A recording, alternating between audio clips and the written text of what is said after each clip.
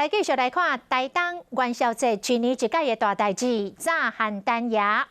台东县长姚庆玲早起一透早，就到邯郸爷的祖庙献武堂，甲公庙来致谢，确定讲今年的炸邯郸爷的活动来取消。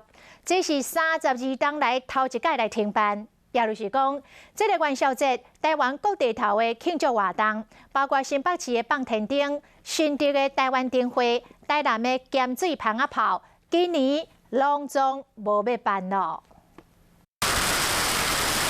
邯郸爷徛伫铁桥迎接世界炮火，这闹热场面是台东元宵节有名的传统，不过今年要停办。非常感谢堂主，的确是在这么短的情况下宣布。 这个今年停办的状况，的确我们非常感谢。台东县长姚庆玲21号一透早就去邯郸爷祖庙献武堂，协调取消炸邯郸爷。咱嘛无希望讲元宵办这个活动，把这个疫情引进来，这样也不好。啊，既然咱县长甲市长都安尼讲，我一定就照办理啦。一年一摆的重头戏，32年以来头一摆停办。新竹的台湾灯会、新北市的天灯节、台南咸水的蜂仔炮，拢全部取消。 蜂仔炮和炸邯郸爷的传统，一开始是要解决瘟疫，无想到今年却因为疫情停办。